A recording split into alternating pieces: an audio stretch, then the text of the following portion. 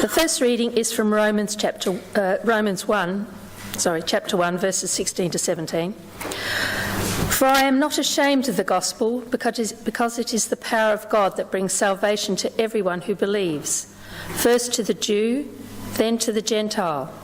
For in the gospel the righteousness of God is revealed, a righteousness that is by faith from first to last, just as it is written, the righteous will live by faith. The second reading is from Hebrews chapter 10, verses 37 to 39. For in just a little while he who is coming will come and will not delay, and my righteous one will live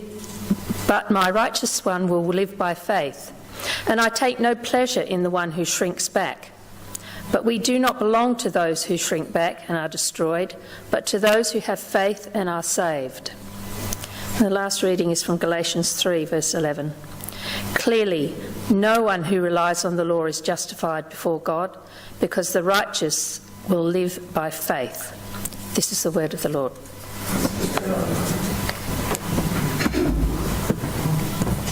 Thanks, Pam. I meant to tell you earlier about a lady, her name is Doris, and she was shortly due to take her son to tennis practice. But she had a problem because her husband, her rather handsome husband, had not arrived home with the car. And so she thinking, what do I do? So anyway, the previous week she had met the mother of one of the other boys at tennis practice. So she rang her and she said, explained the problem and said, any chance you could pick up my son on the way to tennis practice? Yeah, not a problem. So that was arranged. And just a few minutes before she was due to arrive, the husband arrived home with a car. And so Doris thought, I don't have time to ring the lady to say, could now take my son. So she said to her husband, could you go and put the car in the garage? And she said to the son, could you not mention that your father is home? So, yeah, not a problem.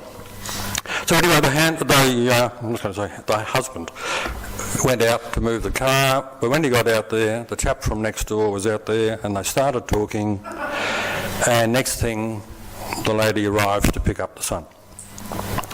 And so the son went out, hopped in the car, and went off to tennis practice, and they came home, and Doris, who was very worried, said, did the lady say anything about your father? And she said, oh yes. No, she did ask me which one of the two men was my father. But don't worry, it's all right. I told her I didn't know.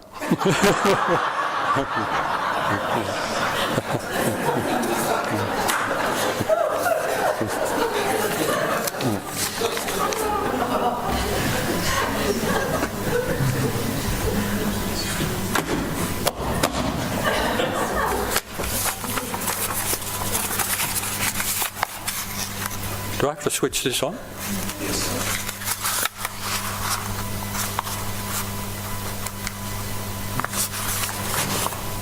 Who invented mics?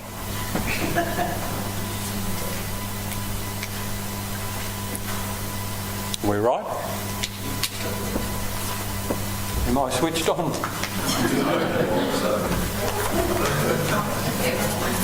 Yeah, it's up here. How's that? Testing, 1, 2, 3.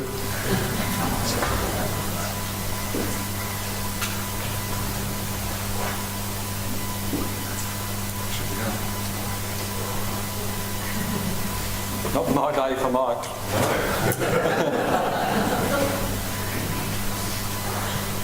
How we going? No, John? Sorry, Phil.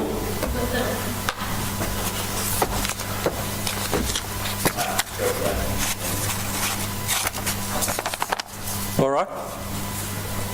No, I'll use this one? Okay. I'll get rid of this.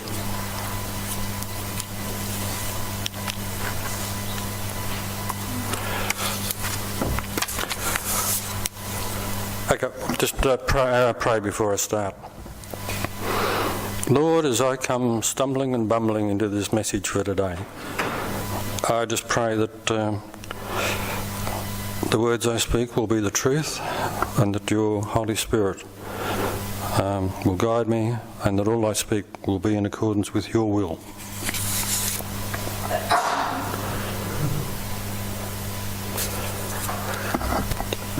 Oh God, no. For how long, O God, must I cry out for help and you do not listen? Or I call out violence and you do not save? Why do you make me look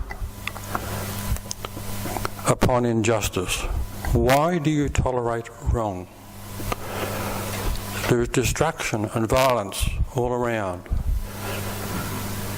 There is strife and conflict abounds. These were the words of a prophet some 2,600 odd years ago. But you could be excused for asking the same things today in our troubled world. You read the daily newspaper, you watch the news on TV, and you see murders, robberies, bashings, arson, bribery, corruption. And then when we look internationally, it's even worse. When we see what's happening in Syria, Afghanistan, Iraq, Libya, so on. We see tens of thousands of people streaming out of their homes, their countries, because of the violence and the destruction. It's no longer safe to live there. Who can get out of their minds the image of the people lined up by the ISIS death cult to be beheaded? Pure evil. And recently at our men's breakfast, we've been discussing some of these problems, and we've been puzzling over, as Christians, what do we do? What do we think? What do we actually pray for? And I've discovered over the years that if I have a problem, if I go to the Bible, I won't necessarily find the answer. Probably more often than not I don't. But what I do find are words that give me a peace and a comfort. And as I read a particular book in the Bible, I saw something similar to what is happening today. Obviously not the same, because it was a very different world back then. But there were similarities. And from it, I was able to gain a measure of peace, or hope and confidence about the future in a troubled and confusing world. And so that's what I want to tell you about today.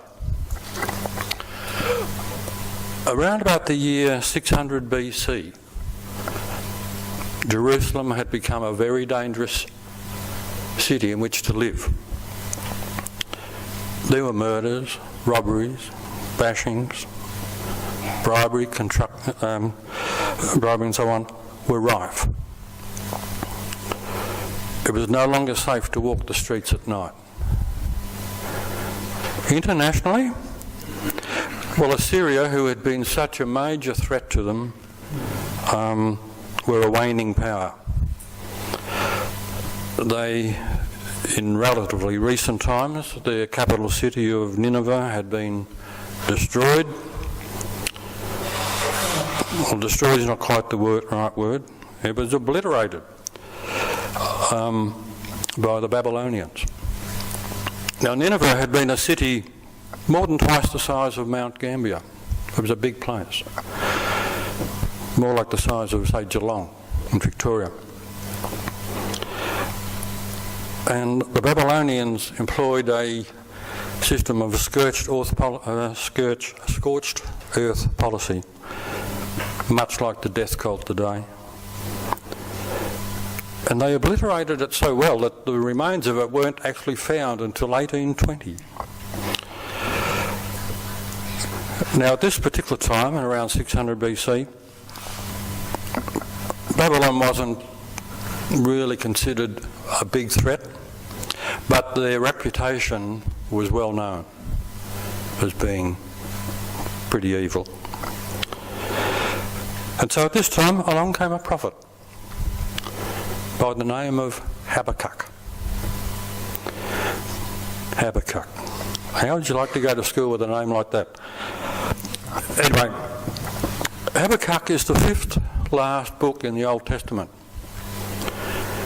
It is only 3 chapters in length, but it's rather unique, because all the other prophetic books in the Bible are about God giving the prophet a message or a warning to pass on to the people. Habakkuk is different. In Habakkuk, the first 2 chapters are a dialogue or a conversation between Habakkuk and God. The 3rd chapter is Habakkuk with a prayer or a song of praise to God.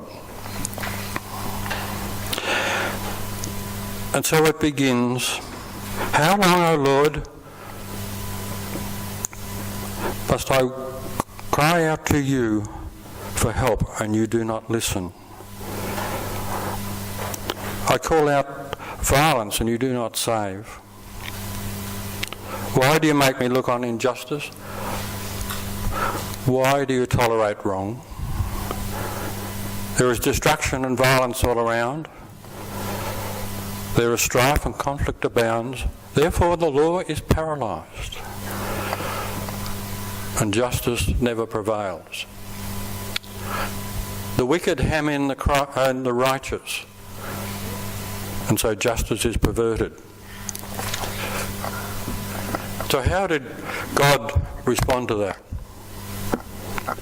Well, he said, "Look at the nations and watch, and you will be utterly amazed.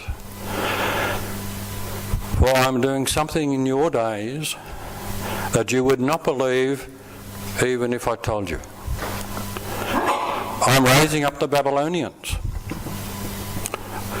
that ruthless and impetuous people who storm across the earth, taking possessions not their own."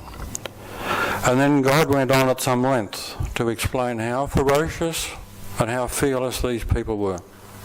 And he was going to use them to discipline Israel. Now Habakkuk was horrified. He knew the reputation of the Babylonians. And now I'm paraphrasing, I'm not quoting direct. And Habakkuk was saying something along the lines of, "How could you do this? These people, they are worse, they are more evil than your people you're sending in to be disciplined." And while he understood that the bad people needed to be disciplined, there were still a lot of good people there. The implication was he was one of them, and they could all be killed. And so he then said to God, "I'm going to climb up in the watchtower that overlooks the city, and I'm going to sit up there, and I'm going to wait and watch for it all to happen." And in reply, God told him that, well, he could be waiting a long time, because all these things happen at a time of his choosing, at the appointed time. But he said you'd be better off if you actually wrote down the warning on a tablet for the people to read.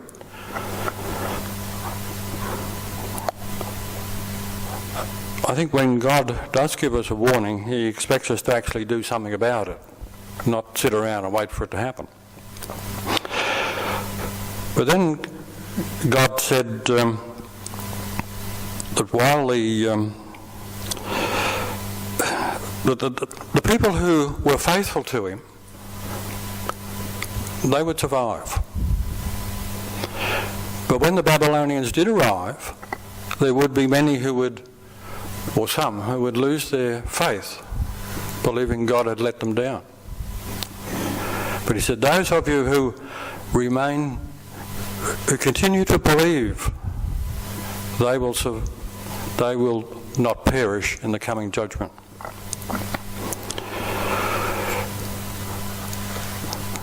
And then he also went on to say that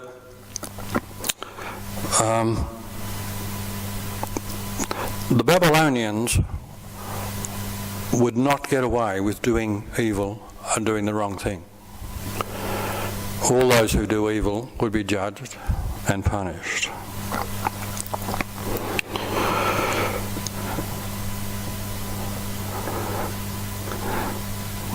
So, I've had a mental blank.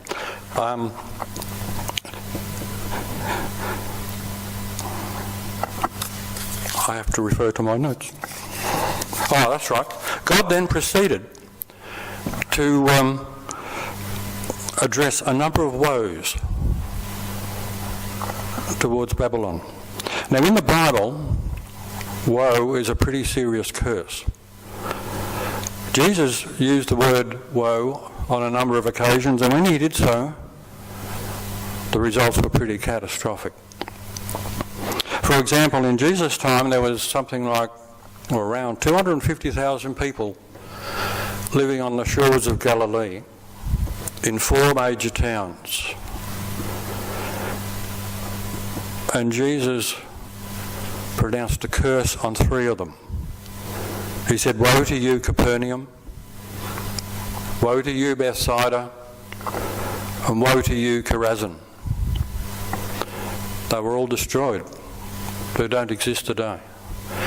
But he did not say, "Woe to you, Tiberias," and it's the only one of the 4 that still exists today.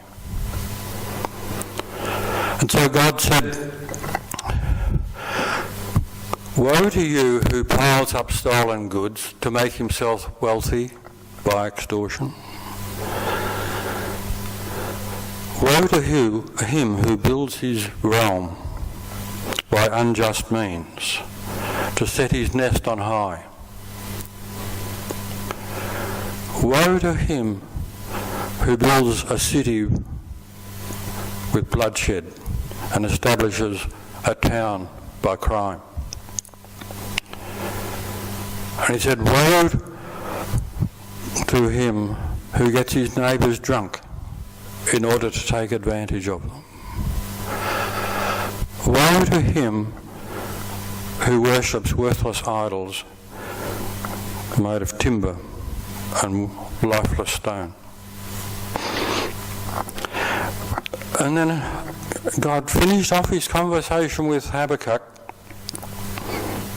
with these words: "The Lord is in his holy temple, let all the earth be silent before him."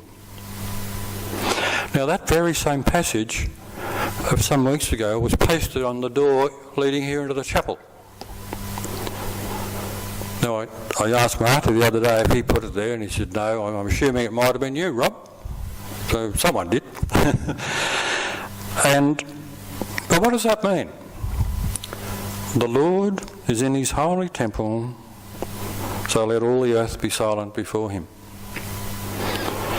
Now when taken on its own and out of context, it probably means something like approach the Lord with reverence and wait silently for him to speak. But that unfortunately doesn't fit in with the context of what God was saying to Habakkuk.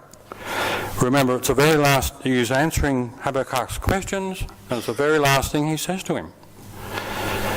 So I think it actually probably means I've answered your questions, so for heaven's sake, keep quiet.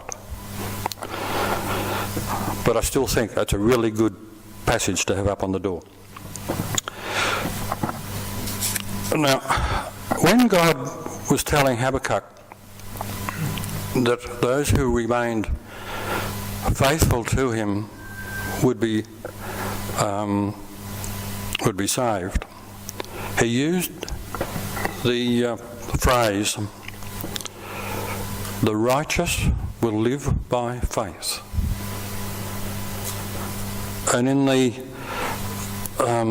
three readings today, from Romans, Hebrews and Galatians, these all emanate from Habakkuk. The righteous will live by faith. In Romans, we heard, "I'm not ashamed of the gospel, for the gospel is the power of God for the salvation of everyone who believes, first for the Jew, then the Gentile. For the gospel reveals the righteousness of God, a righteousness which is by faith, just as it is written, the righteous will live by faith." Then in Hebrews, "In just a little while, he who is coming will come and will not delay. But the righteous one will live by faith. And if he shrinks back, I will not be pleased." But we are not of those who shrink back and are destroyed, but we are of those who believe and are saved. And in Galatians, it is clear that we are not justified by the law, but the righteous will live by faith. But who are the righteous? Well, in Habakkuk's day, there was those who believed and had faith in God. But in the in New Testament times, those who have accepted Jesus, his sacrifice, and have been cleansed of unrighteousness, have become righteous. So we're the righteous ones, to live by faith. And the word faith in both the Hebrew and the Jewish and the Greek language, I'm led to believe, also implies the meaning faithful. So it's in Habakkuk we saw from God, it was those who remain faithful who are saved. In the New Testament, it is those who have faith from first to last, who do not shrink back, who are saved. And as it also says in the Bible elsewhere, he who endures to the last will be saved. The Habakkuk, in effect, was asking God, why do evil people seem to prosper and good people seem to suffer? And God was saying, well, they don't. Not in the long run anyway. And in the third chapter of Habakkuk, he now realises that God is in control of the world.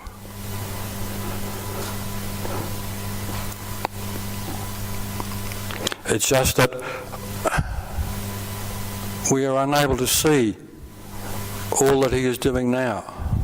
We're unable to see all that he is going to do in the future. But in knowing that God is in control and knowing that God will do what is right, I believe we can go forward with hope and confidence in a very troubled and confusing world. Amen.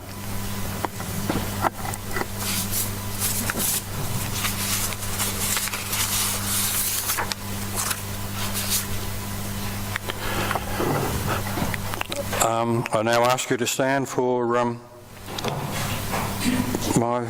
of my favourite hymns, Blessed Assurance.